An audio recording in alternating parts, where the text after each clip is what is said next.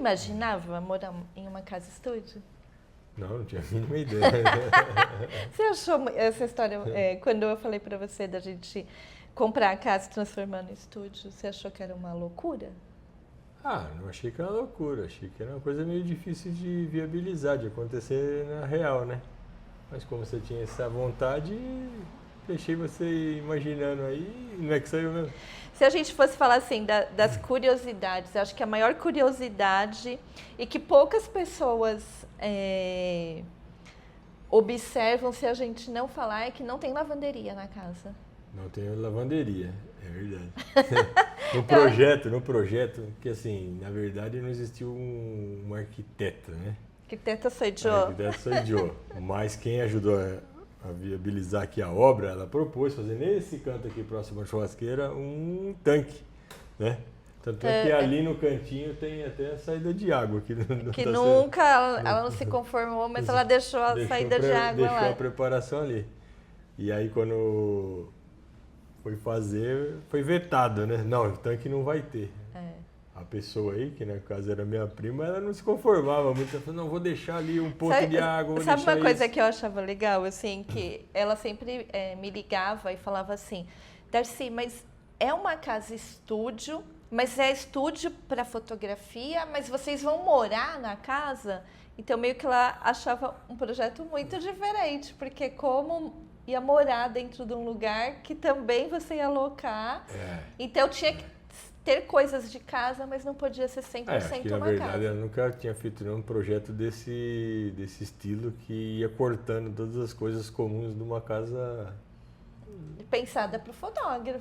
Foi pensada, mas como que ela que não era fotógrafa ia conseguir pensar exatamente E sabe uma coisa que era muito legal, que aí era a minha experiência como fotógrafa, né?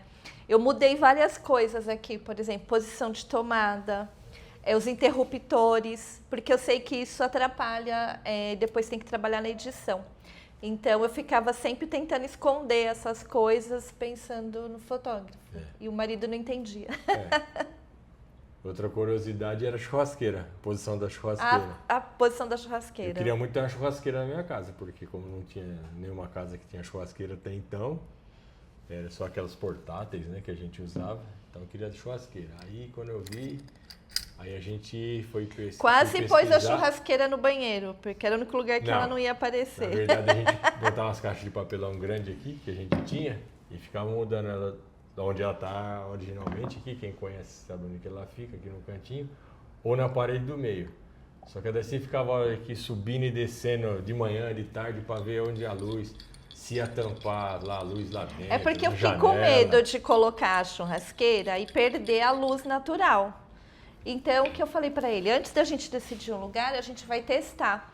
Então, a gente colocava ela provisoriamente, a gente montou uma estrutura com caixas, colocava ela em cima e a gente foi movimentando para ver em que lugar eu conseguiria colocar a churrasqueira que não atrapalhasse a luz e nem atrapalhasse o ângulo do fotógrafo. Então, pelo gosto do Marcelo, seria ali naquele canto, mas era ali, hoje ela está aí. Ó. Aqui, ela quase foi ali. Ela quase foi aqui, mas ali ia atrapalhar.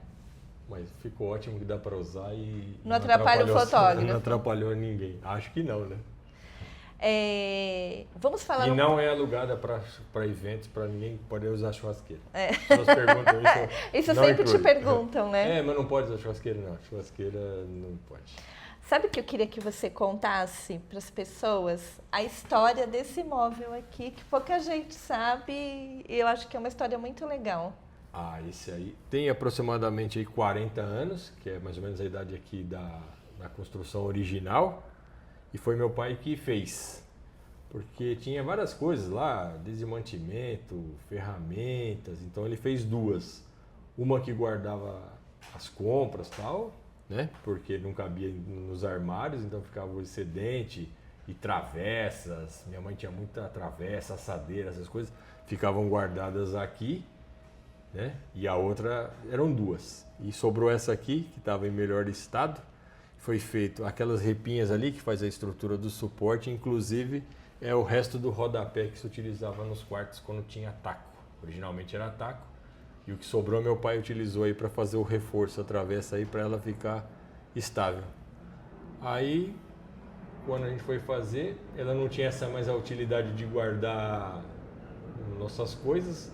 Aí a Darcy falou, pô, a gente tem tantas plantas aí, a gente poderia utilizar para pôr as plantas, que 70% das plantas também são originárias aí do tempo da minha mãe.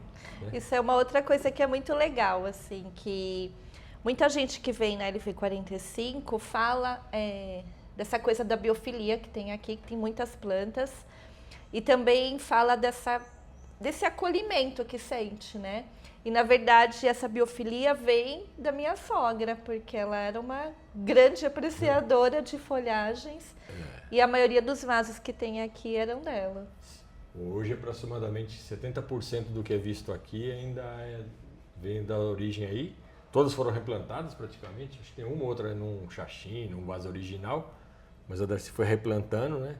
Mas elas em si ou são originais ou são mudas das plantas que já tinham aqui na casa. Que era da sua mãe. Que era da minha mãe. Ela era grande apreciadora de plantas, ela gostava bastante.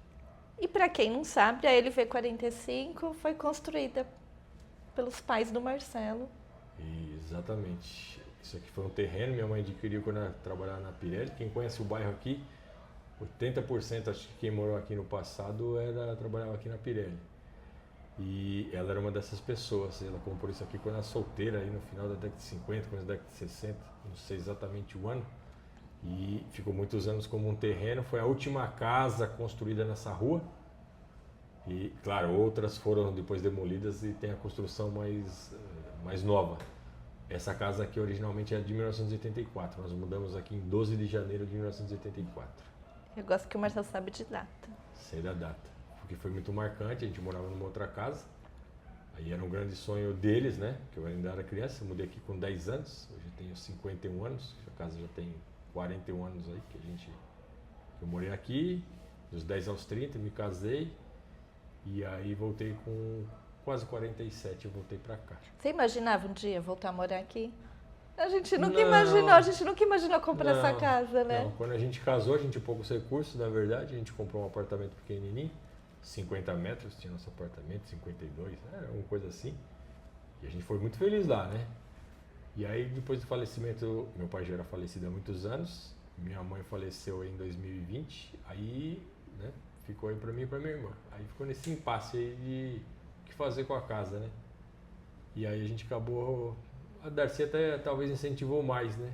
Porque era uma casa muito grande, né? Nós não tivemos filhos, então eu falei, a gente também tem a molduraria, então isso também pesou, que a gente ia fazer a nossa molduraria aqui.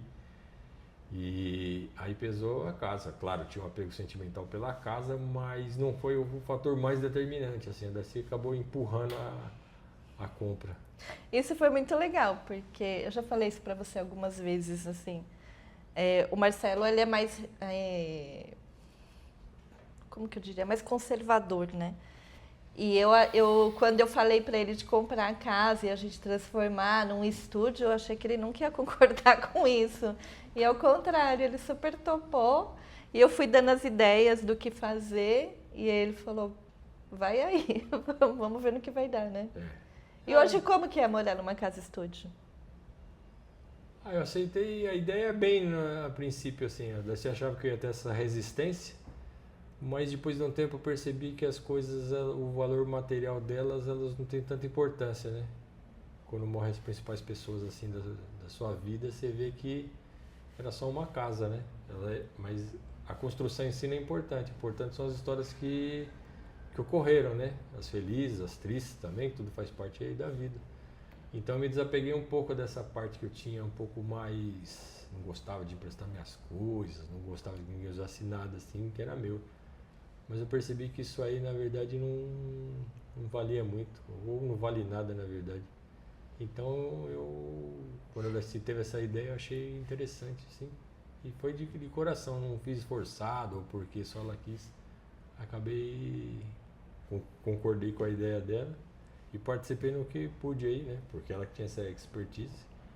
E aí deixei na mão dela. Ela que elaborou praticamente todo o projeto aí. Né? Acho que eu só escolhi, na verdade, a churrasqueira. Bastante aí, cor, tipo de, sei lá, achei meio estranho quando ela queria duas cores de balcão e pia. Tá bom, vai. Deixa ela fazer do jeito que ela quiser. O teto aí, esse aí do jeito que vocês conhecem aqui, para quem já conhece, que ele é retrátil, aí essa aí foi a ideia minha. Que a gente ia fazer um tipo de cobertura, depois eu vi e falei, não, vamos fazer de retrátil aí, porque vai continuar com bastante luminosidade e também dá para ficar bem ventilado, né? E hoje uma curiosidade, assim, uma coisa que as pessoas... eu acho que o que chama mais a atenção das pessoas é como a gente consegue morar dentro da casa estúdio, né? E fazer essas locações para as pessoas, né? Hoje, como que para você é morar numa casa estúdio? Bom, eu sempre fui uma pessoa mais organizada até do que a Darcy, assim, nas coisas, deixar as coisas arrumadas, né? Quando ela viajava, a casa lá, nosso apartamento ficava impecável, porque... Eu chegava e bagunçava tudo, Você chegava, né? você bagunçava. Então, assim, eu era mais organizado, nesse sentido aí, de deixar as coisas em ordem. E aí a gente, não sei se foi 100% intencional, mas a gente acabou arrumando lugar para todas as nossas coisas, né? Então as pessoas perguntam como que pode, tem lugar para guardar tudo. Então aí facilitou essa... A dinâmica. Na hora de executar, deixar o estúdio em prática, digamos assim, aí ele já tinha as coisas onde guardar. E requer a gente ter essa disciplina de acordar cedo, tirar as coisas, guardar as coisas, trocar lá o lençol lá, a roupa de cama, a toalha, a gente não deixa a nossa toalha pessoal lá para ninguém usar, né? E essas adaptações que têm que ser feitas, que às vezes a pessoa fica admirada, mas na verdade faz parte da rotina. E aí se adaptamos e a gente faz isso aí tranquilo. É só acordar cedo. E eu acho muito legal, assim, que embora cada cantinho aqui tenha sido projetado pensando, né, no fotógrafo, pensando no produtor de conteúdo, as decorações, mas é sempre, quando às vezes a gente sobe aqui, que as pessoas mudam as coisas de lugar, às vezes elas criam novos cenários, criam novas possibilidades, e acho que isso é uma coisa bacana também, né, do espaço, né, para exercer a criatividade. Eu acho que o espaço, como ele é amplo, assim, eu acho que é amplo, né, para fotografia, né, não tem essa visão do fotógrafo, mas eu vejo que as pessoas mexem bastante. E sempre aqui é uma coisa que a gente fala, caramba, a gente nunca imaginou colocar, sei lá, um elemento ali, virar o móvel aqui, sei lá. A gente sempre vê uma variação que a gente não tem ideia, porque mostra a criatividade de cada um, né? Como cada um enxerga o espaço e como vai sair um melhor ângulo para foto ou para filmagem em si. Eu acho que aí é o toque pessoal de cada pessoa e não tem como... A gente tem a estrutura básica, a montagem básica, mas a gente sempre vê ela meio virada, às vezes quando a gente sobe aqui. Tem alguma coisa. Ela não tá do jeito que a gente tinha deixado, porque a pessoa criou um novo cenário, né? E é isso. E se você já esteve aqui na LV45, deixa aqui nos seus comentários como você se sentiu no espaço. E para você que nunca esteve aqui, fica o convite então para você vir conhecer o nosso espaço, tomar um cafezinho aqui com a gente. Vem para cá, serão muito bem recebidos.